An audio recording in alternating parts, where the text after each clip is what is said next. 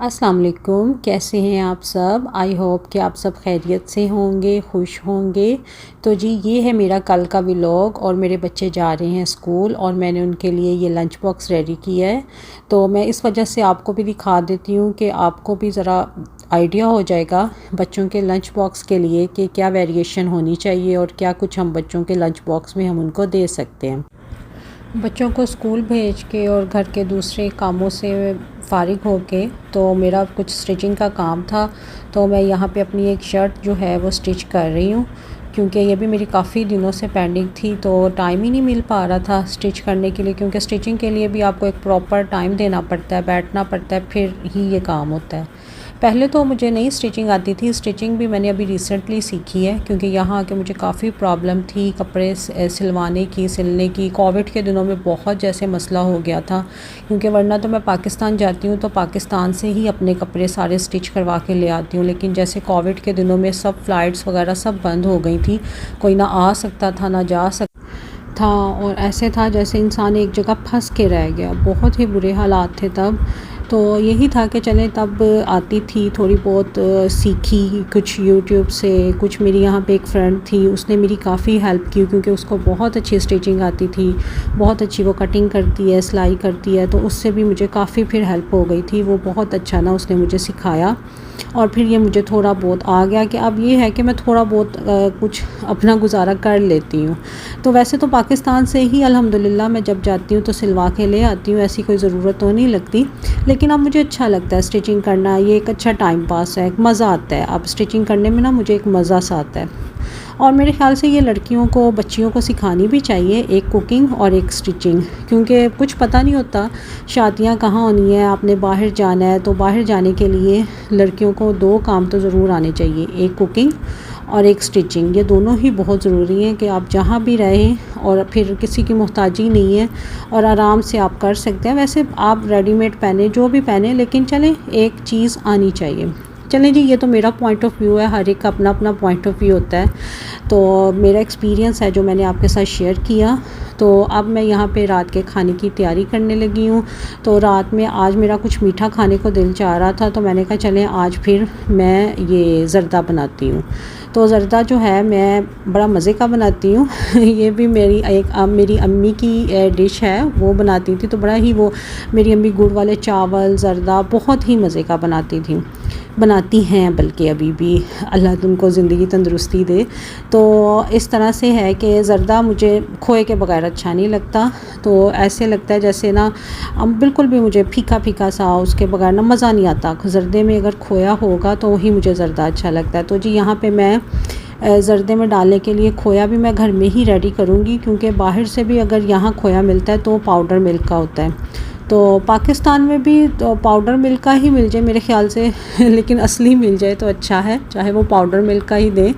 अब वहाँ पे तो पता नहीं क्या क्या 2 नंबरियाँ होती हैं, लेकिन यहाँ पे ये है कि पाउडर मिल्क का आप घर में भी बहुत इजीली बना सकते हैं। तो एक तरफ मैंने पानी बॉयल करने के लिए रख दिया था और उसमें मैंने फूड कलर डाल दिया है, और अब मैंने चावल भी डाल दिए, और दूसरी तरफ मैं साथ में खोया बना रही हूँ। तो खोया भी बहुत इजीली बन जाता है। इसमें 1 टेबलस्पून मैंने देसी घी का डाला है और उसमें मैंने हाफ़ कप मैंने दूध का डाल दिया है। दूध का डाल के तो अब मैंने 1 कप, पूरा 1 कप भर के मैंने पाउडर मिल्क ऐड कर दिया। और अब इसमें आपने चम्मच चलाते जाना है, क्योंकि जैसे जैसे इसमें लम्स जो जितने भी होंगे ना, तो वो लम्स को हमने ख़त्म करना है। और बिल्कुल इसको हल्की आंच पे इसको हमने पकाना है, ज़्यादा तेज़ आंच पे इसको नहीं पकाना, वरना वो नीचे से जलने लग जाएगा। तो ये देखें, मैं इसमें मुसलसल चम्मच चलाती जा रही हूँ, और जितने इसके लम्स वो पाउडर के हैं उसको मैं ख़त्म कर दूँगी। तो इस तरह से आप बहुत कम कीमत में और बहुत सारा खोया आप घर में बना सकते हैं। और ये तो आपको पता है, अब जैसे आगे सर्दियाँ आ रही हैं तो बहुत सारे हलवों में और चीज़ों में खोया जाता है। तो बाज़ार से बेहतर है कि आप भी खोया घर में साफ़ सुथरे तरीके से बना लिया करें। तो जी अब वहाँ पे मेरा वो बन रहा, और मैं इसमें मुसलसल जो है वो स्पून में चलाती जा रही हूँ। बस इसको आपने पकाते जाना है, और पक के ये खुद ही जो है ना ये गाढ़ा हो जाएगा, और इसके सारे लम्स बस इस तरह से आपने इसको ख़त्म कर देने हैं। जैसे ही आपको पता चले ये बिल्कुल इसका टेक्सचर खोए की शेप में आ गया है, तो आपने इसको नीचे उतार देना और चूल्हा बंद कर देना है। ये देखें अब जैसे ये थिक होता जा रहा है आहिस्ता आहिस्ता। तो बस जैसे ही ये थिक हो जाएगा तो और फिर आपने चूल्हा बंद कर देना और नीचे उतार देना। ये देखिए मैं ऊपर भी उठा के आपको दिखा रही हूँ कि ये देखिए मेरा बस ये बिल्कुल रेडी हो गया है। और थोड़ी सी मेहनत में ये कितना सारा घर में बन जाता है।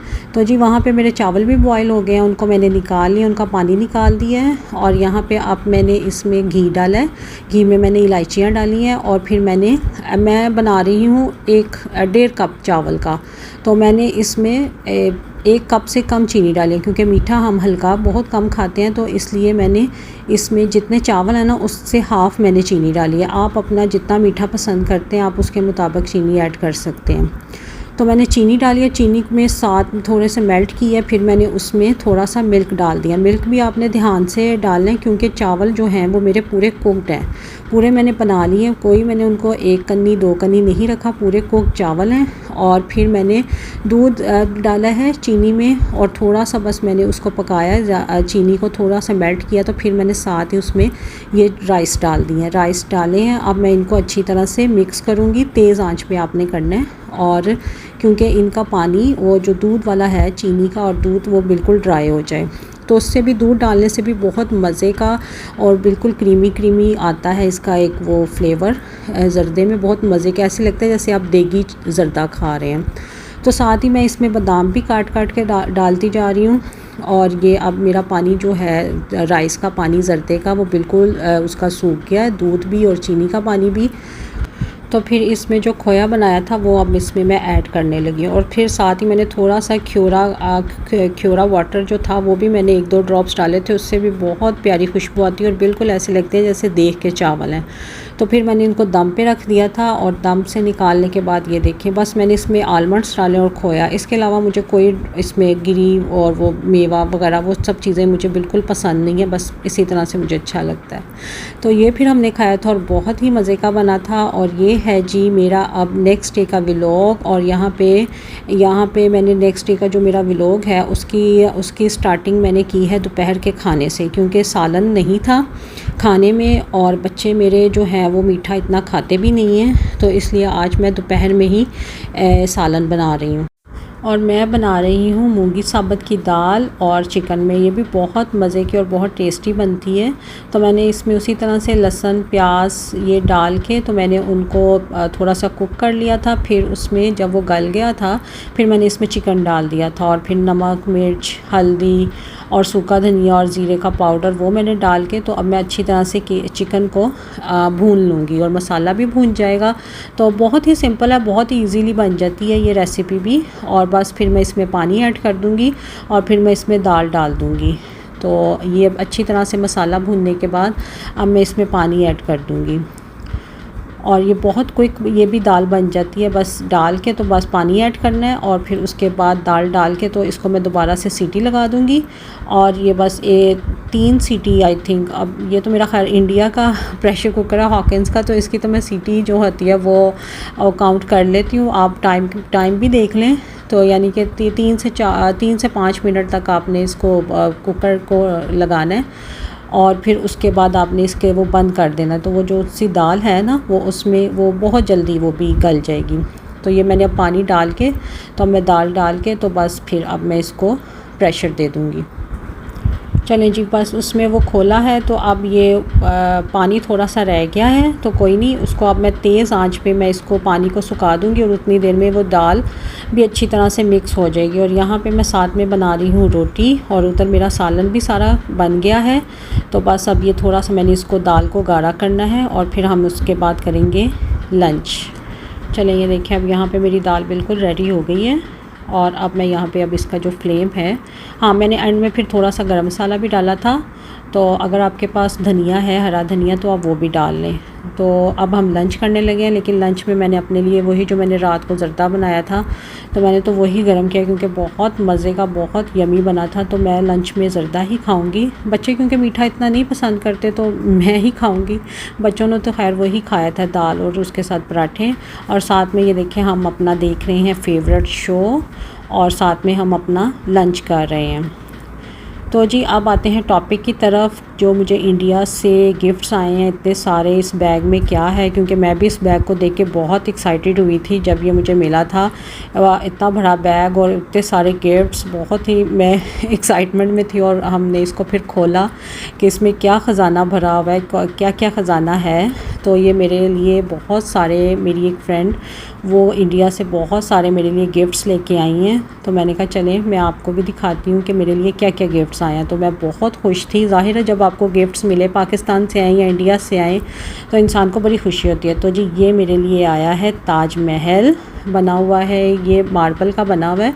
और इस पर वो बता रही थी कि आप लाइटिंग करेंगे तो इस पे लाइट्स भी वो पड़ेंगी, ये भी ख़ुद भी ब्लिंक करेगा या लाइटिंग करेगा शायद। तो ये भी बड़ा खूबसूरत है। अभी मैंने इसको वैसे बाहर नहीं निकाला बच्चों की वजह से कि बच्चे तोड़ ना दें। तो ये है, और साथ में आई थिंक हाँ ये स्वीट्स आई हैं इंडिया की स्पेशल, ये मुझे आई हैं। और साथ में ये बहुत सारी उसने मुझे ये, क्योंकि मुझे वहाँ का जो एक वो ब्रांड है हल्दीराम, उसका मुझे ये जो निम्को है मुझे बहुत पसंद है। तो उसको पता है कि मैं ये शौक़ से खाती हूँ, तो वो मेरे लिए बहुत ज़्यादा लेके आई। आई थिंक पूरे 1 साल का स्टॉक है कि मैं पूरा 1 साल खाती रहूँगी जब तक वो दोबारा इंडिया नहीं जाएंगी। तो जी बहुत बहुत शुक्रिया उनका। और ये मेरे कुछ कपड़े आए हैं, साड़ियाँ आई हैं जो मैं आपको बाद में ये दिखाऊँगी कि ये क्या क्या है। और तो बहुत बहुत शुक्रिया उनका इतने प्यार का और इतने सारे गिफ्ट्स का। तो जी अब मैं आ गई हूँ हॉस्पिटल, क्योंकि मुझे हॉस्पिटल आना था। तो अब हम हॉस्पिटल आए हैं रात में, रात ही हो गई थी हाँ बिल्कुल। तो यहाँ पे मेरा चेकअप था, तो यहाँ पे मैं अब हॉस्पिटल आई हूँ। और अब मैं अपनी यहाँ पे बैठ के वेट कर रही हूँ अपनी बारी का। रश तो इतना नहीं था, लेकिन फिर भी हॉस्पिटल आओ तो यहाँ काफ़ी टाइम लग ही जाता है। तो इस वजह से मैं अब अपनी बारी का वेट कर रही हूँ, और मेरी अब बारी आ जाएगी तो फिर मैं हम चेकअप करवा के फिर हम घर आ गए थे।